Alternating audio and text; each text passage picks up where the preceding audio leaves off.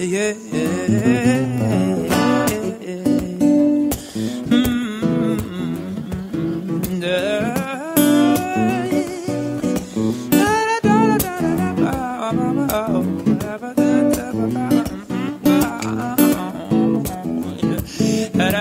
Hi there, this is Devlin Miles of SLB in the Trailer podcast, and we're live at Putnam's Unplugged. We've had a few weeks off, just venue doing different things, as well as the trailer has been moving around, so we have a new series coming up after the Putnam's Unplugged series closes. We're going to be doing SLB in the Trailer is going to be moving to Broadway, so we're doing a series of people surrounding Broadway theater, as well as stage managers and actors and all things related to the New York Broadway scene, and film as well. Film kind of gets in there as well.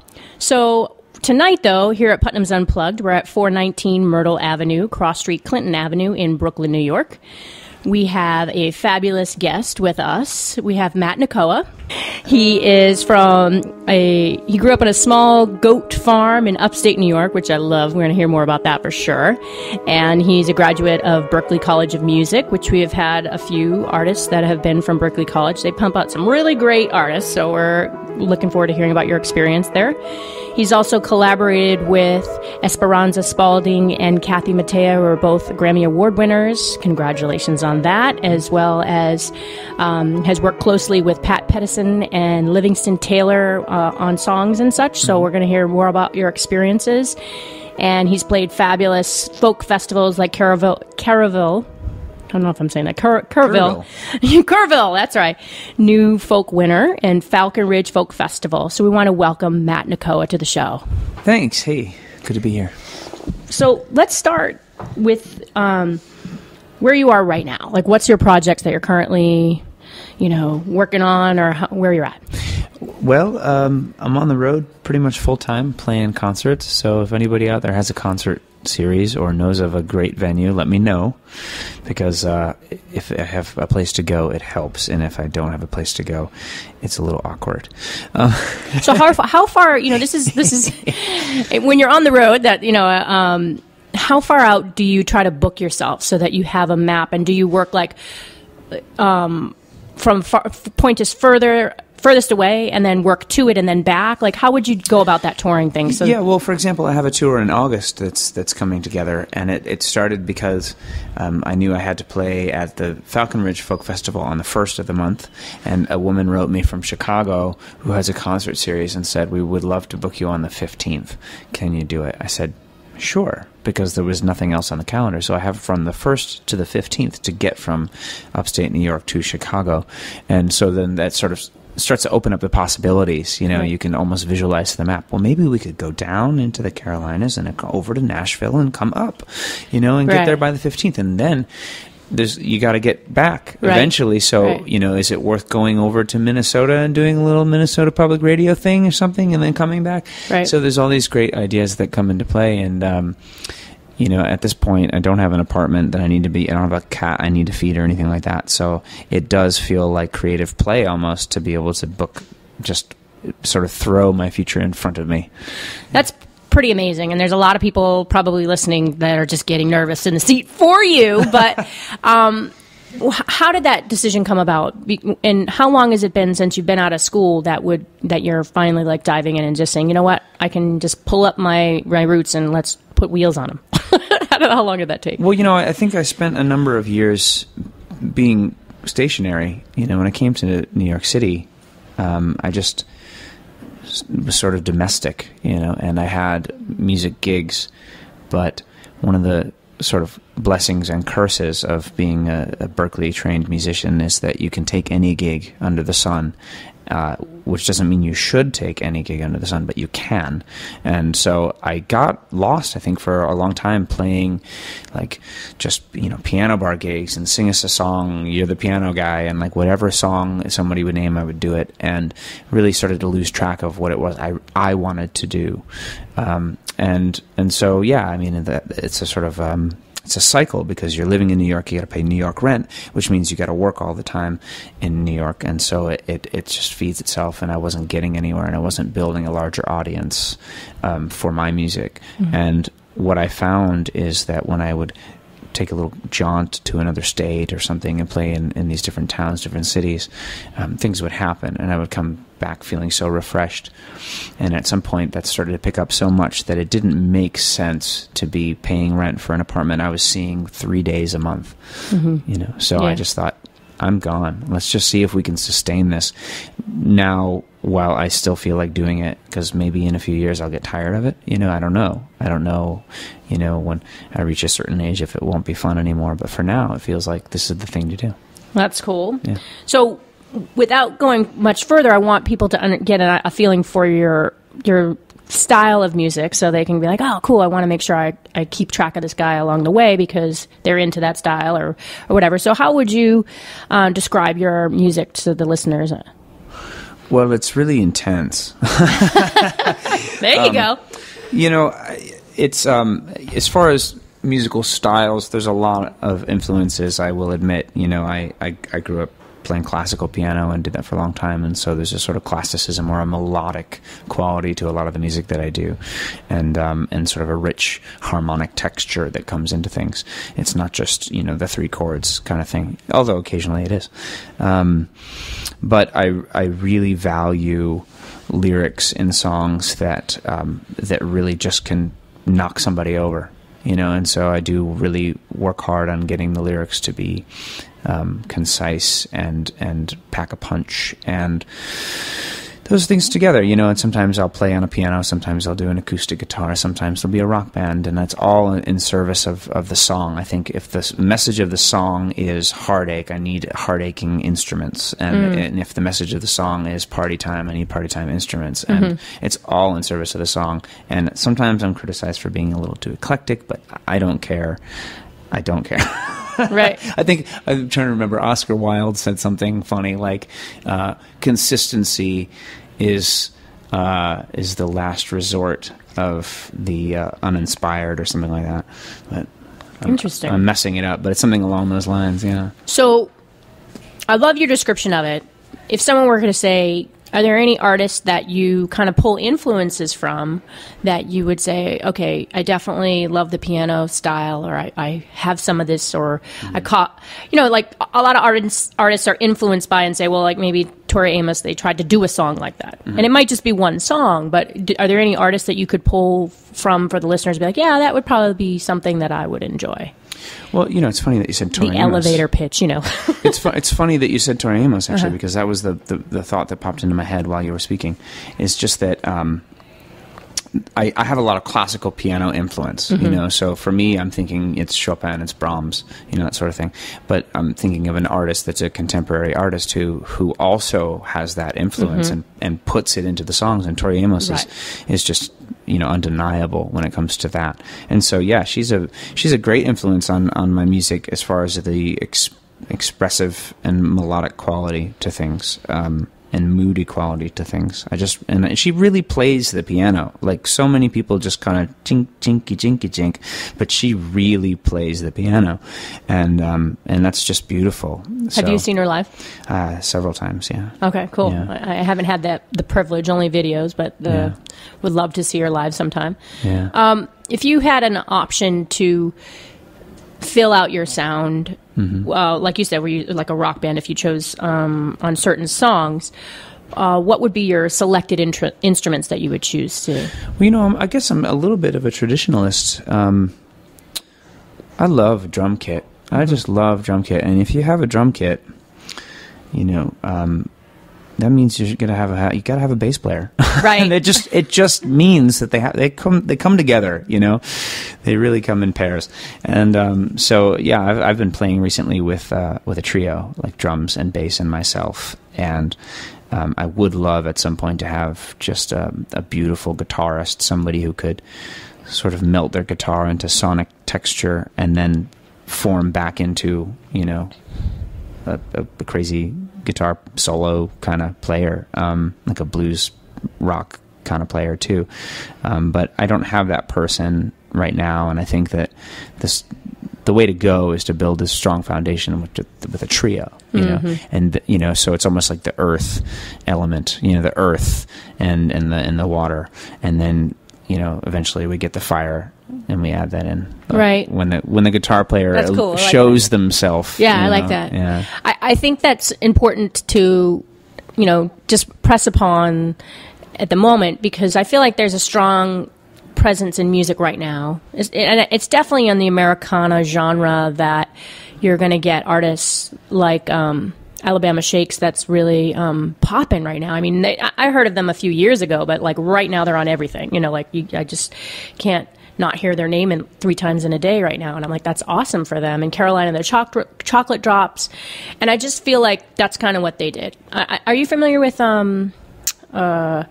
Lake Street Dive? Oh, yeah. Yeah, so, like, they all have this, like, organic feel that just feels like they grew their music up. I mean, I think Lake Street Dive was all the pieces that it is now, but I think that's important to acknowledge. You get your core group of people and maybe add people as you go, because I personally have had that issue where musicians have not really wanted to commit, and you're dealing with, like, a trio situation, but they're not fully committed. So really, if you have people that are on the same page with you musically, that's like gold. That is so hard to come by. Yeah, I mean, if the song is a good song, the song is going to stand up if it's just you by yourself or whatever it is. And the thing that I'm going for, and that I talk about quite often with the rhythm section that I play with, is an economy of sound. Like every note that is happening is essential to the arrangement. You know, there's not just extra people here just playing extra stuff that gets lost. It's like it's all very essential, and that's what makes great bands. That's what makes Led Zeppelin or whatever it is. It's like, yeah, I wouldn't want anybody else playing that part or singing that part. Right. Yeah. Yes, definitely. That's important. How has because you've been playing music since you were very young or since you were a teenager? I started music about 8 years old. 8 years old. Okay, yeah. So that's as young as you can start, I think. Yeah. I mean, so with that being said, how has your music changed with your training, you know, in terms of schooling? You know, because I know that theory can also sort of mold you a little bit too. Did you notice it change at all? Sure. I mean, I don't know. I mean, it's a frog in a pot thing. It changes so slowly that I don't notice. But I started out playing trombone, and I was very much into like big band music, and that was what I just loved, big band swing, and that was what I thought I was going to do forever. And then I discovered the piano at about 13 or so, and that just made instant sense to me for some reason. And then I got into all the classical stuff, the classical piano repertoire, and it was so expressive and shapely kind of music. And then when I was about 17, I heard, you know, classic rock or whatever it was, and I thought, I want to be in a band, I want to sing, you know. And when I went to Berkeley, there was sort of all of that, and lots of jazz and all this stuff. And the theory that I learned at Berkeley was, in a strange way, of sort of reinforcing some of the things that I had intuited, but I didn't know what to call them. You know, I knew that you could do that group of notes and make a little chord like that, a little fancy chord, but I didn't know what to call it. But there, it sort of solidified into the mind, like into my intellect. Like this is what this is. And truth be told, it takes a number of years to shake that off and to begin to approach music from the heart again, or from the gut again, or from the hips again, and not from your mind. It takes so long. I totally agree with you on that one. Because I went to school, not from music school, but I went to theater for school at UC Irvine in the drama department. And you're learning singing technique for Broadway so that your voice could fit. The mezzo-soprano could fit any part that's a mezzo-soprano, and not necessarily your unique sound, Devlin Miles or Matt Nakoa. And it was very hard to get over that and not sing technically correct all the time, because a lot of that is your voice texture. You know what I mean? Well, that's sort of where academia cannot meet with an industry or a career in music. It just, because I guess you could if you were just the hired gun musician all the time, but not when it comes to being an artist. I guess that's what I'm trying to say. It's where academia does not quite meet up with artistry, because at an institution, it is their job to train you to go out there and get work and survive. You know, that's what they have to do base level. So that's what they're teaching. And then the magic stuff, I can't necessarily teach that. Right. You know, there may be a few teachers here and there who have a little something they can offer you in that department. But mostly it's just to provide you with the proper knowledge. To go out there and get the gig, right? Know?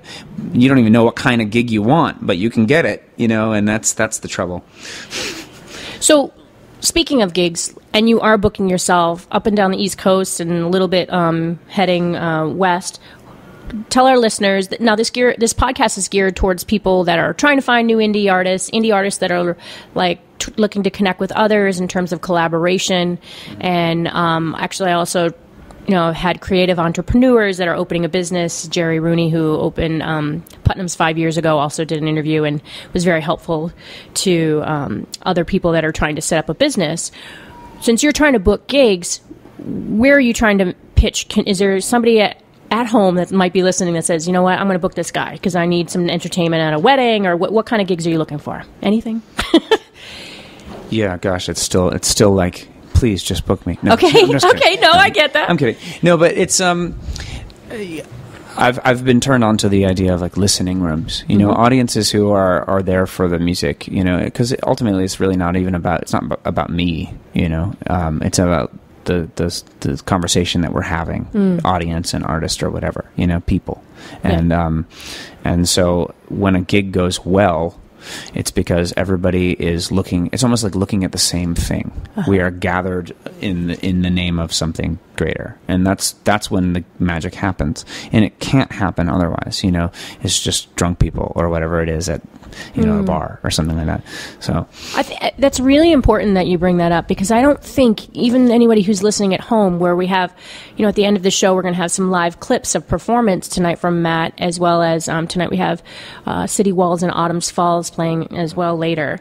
But it's really important that the listener and the audience member know that they are an active part of the process when you see live music. And I feel like people are starting to waken to that, because it's been a little bit dead for like 7 years, I want to say, where when you go into a venue and there's live music playing, it's totally background, or people aren't going to festivals. And have you had any experience with that, where you just feel like, okay, people seem to be waking up more or coming out more to gigs? Yeah, I mean, I think it's on the up and up, and that's great.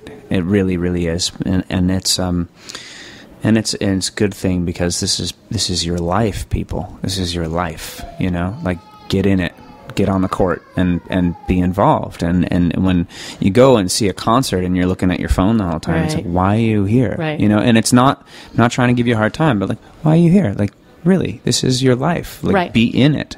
Really be in this conversation, and really be experiencing the food that you're eating, and the drink that you're having, and the friends that you're with, and the music that you're listening to.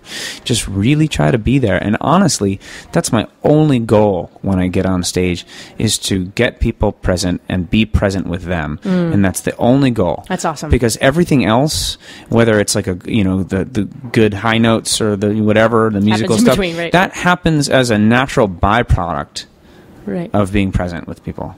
Right. That's really cool to hear you say, and would make me, just if I didn't even know your music, I would come and see you just for that reason alone. But I did have the pleasure of seeing Matt, and that's actually, we invited him here. Tonight's songwriter night, and normally we do it in the round, but we have a duo tonight that's also playing, so I thought it would be best if we do separate sets. And you know, obviously I was attracted to your songwriting because it's a songwriting night, but you were playing at the Rockwood Room 3, and it was Under the Radar, John Platt, right? Was that the night? Yep. On your radar? On your radar? Yeah, on your radar. Somewhere under the radar. Somewhere over the radar. So big shout out to John Platt there for hooking us up. He has some great musical guests as well, and all his, radio podcasts and such. So with that being said, I want to talk about any collaborations that you would like to do, any artists in your future that you say, you're going to will that person to you that might be bigger than you are now, or just even somebody who's lateral to you. Oh, goodness. I just welcome collaboration, period. It's a big reason why I'm doing music, is just to meet other people who are doing it. and learn their tricks. And so I don't really refuse, like, oh, you play tuba, you can't come in the band, you can't hang tonight, It's like whatever you play, That's cool. That's cool. Let's just get together. And so, yeah, I'm looking for whoever, just come hang out, and I say that to other musicians, that collaboration, but writers as well, and film people, and just creative people, or fans, like people who are just enthusiastic and passionate. That's what I'm looking for in life. Like I don't want people who are asleep at the wheel. That's cool. People that are alive, that are awake and want to be putting material out there in the world that's not there already. So there's they can sense a negative space for something that they feel like they can fill. I think that's really important because we all have a message, and even if you're not the one that can write the song, maybe you can relay it to somebody, or sharing your story will help that come to pass. Or if, like you said, if it's a film person, you might have a need to do a video. Always indie artists always have a need to do video, because that's such a huge undertaking, I think, to get on YouTube, and everybody wants it to be professional quality, and it's a big staple on somebody's budget. I also like to do like film scores and stuff, and oh, cool. That's the one thing that is different about music nowadays than it was maybe in 1700 whatever, is then there used to be like the king or whoever was always saying, okay, what's the next thing, write me the next thing, write the next thing, and that's why Shakespeare wrote so much, so many plays, is because the queen was saying, write me a play, come on, put up a play. We don't care about the old one. Put that away. Let's do the new one. And these days, it really seems like people are like, play the old Sweet Caroline or whatever. And then and you're saying, well, what about something new? And then, no. And so it really would help. And this is why looking for collaboration is so important to me. It would really help to be held accountable by someone. Even just someone who is looking at me and saying, like, I really like that idea that you had. Let's work on that. Or, can you finish that, please? Because we have a use for it. We can put it in this project. We can put it in this film. We can, we can dance to it. Whatever. That's all. That stuff inspires me. And it doesn't happen often enough, I think.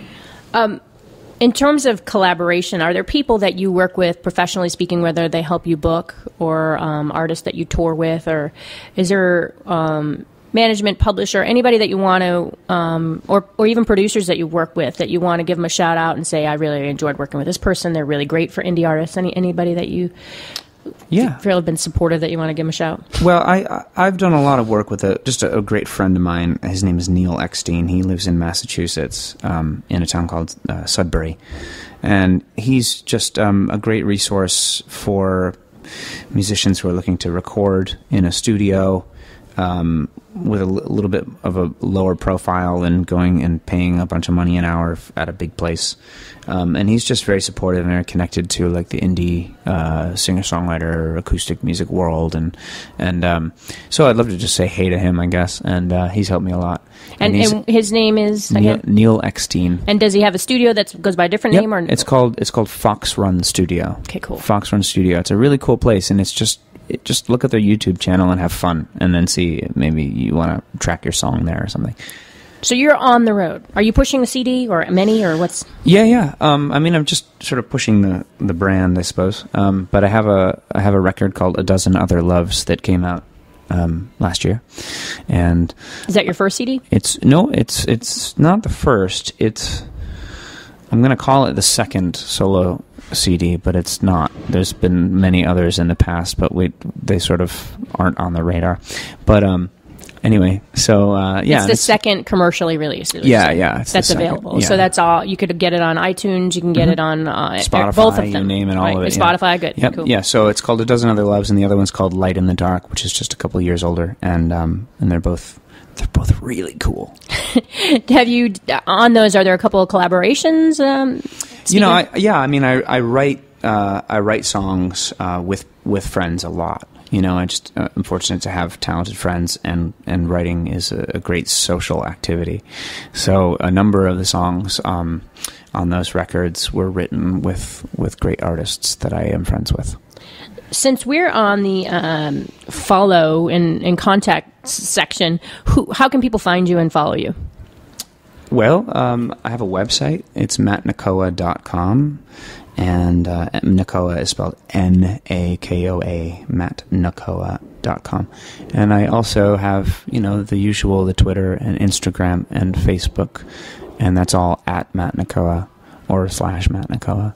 Awesome. Yeah. And I always ask a couple of fun questions, so this is where we're going to go next. If you could choose to live in any time period in the past and just visit, either musically speaking or you like something that was happening at that time, do you know what decade or time period that would be?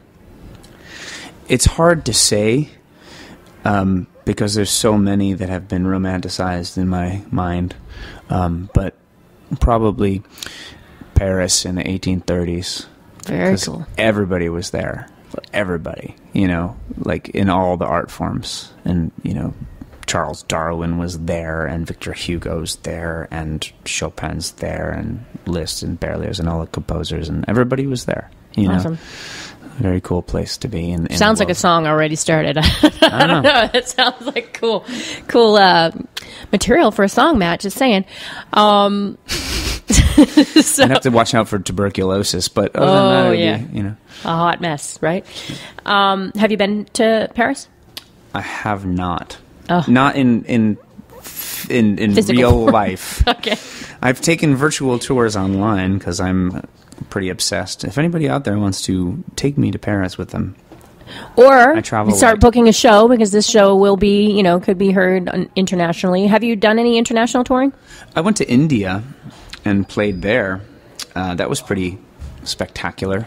That sounds awesome. Mm-hmm. And did you tour through different areas, or did you do one show? Or? Yeah, well, I sort of had a residency, if you will, in Darjeeling, which was just, I can't explain how beautiful and wonderful it was to be there and to be on the other side of the world and think, this really exists, this is really here. And I just got on a plane, and that's all I had to do.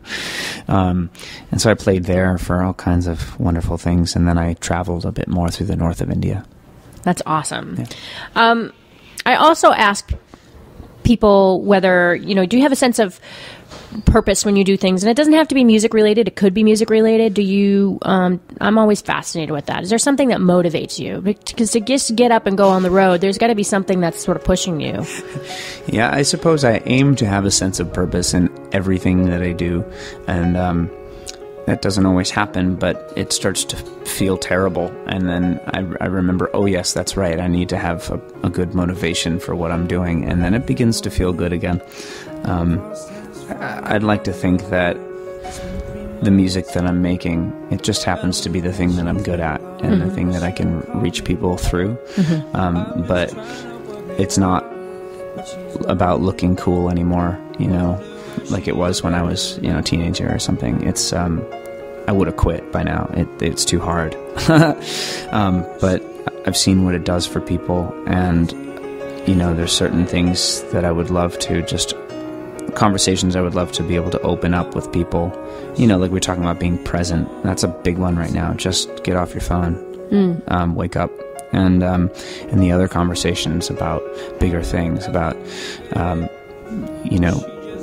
just humanness, or peace, or whatever we're going to talk about. That stuff is going to come out of just being present, and then you'll be able to see what needs fixing and what needs celebrating. But I'd like to do that through the music. Cool.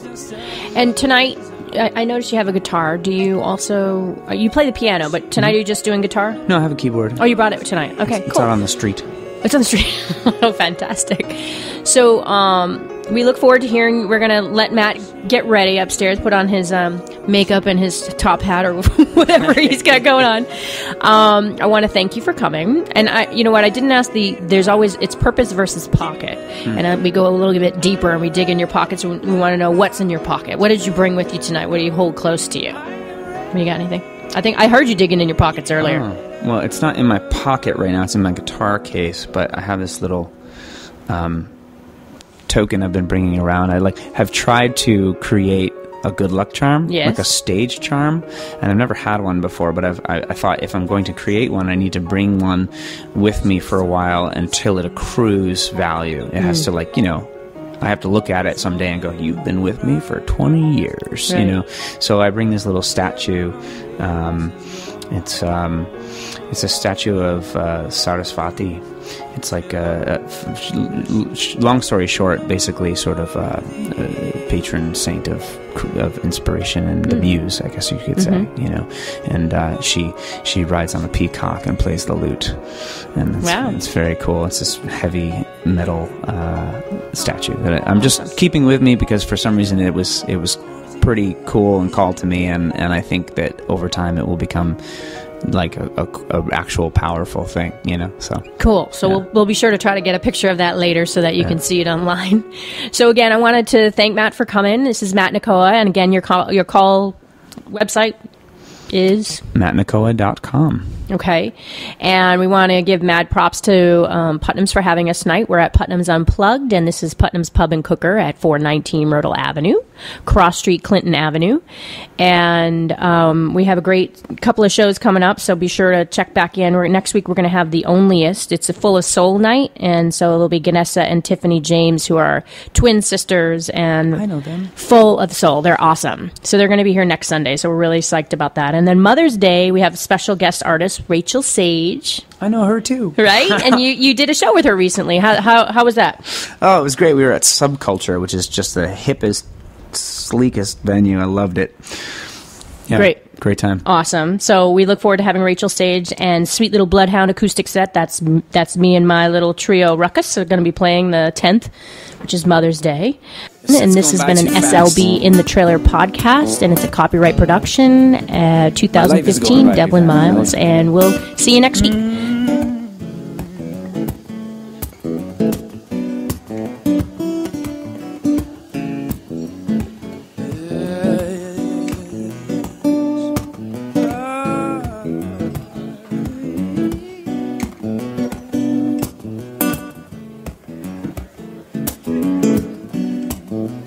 This is little existential blues. I call this "We All Gotta Go at Some Point." And it's a good one for waking up to your life. The musical.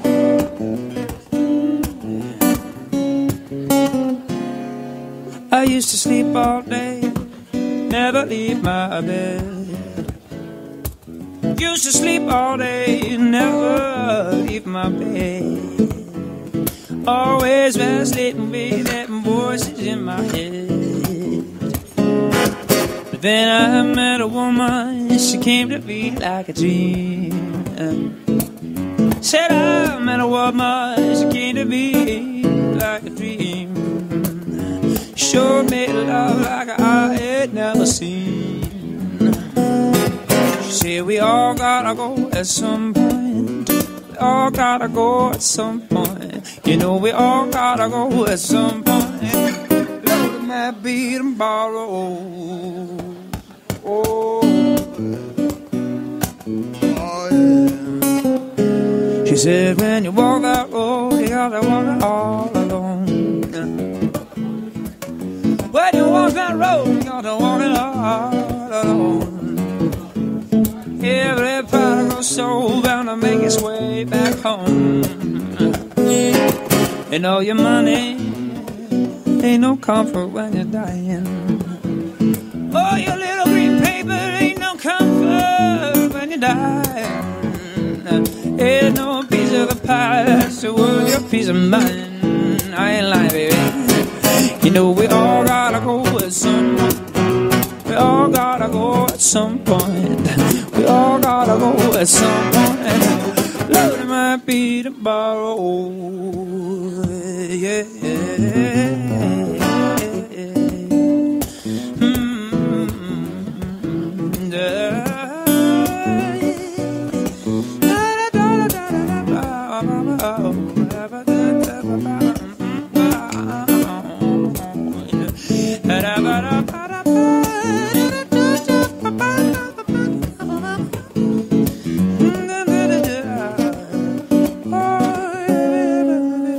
So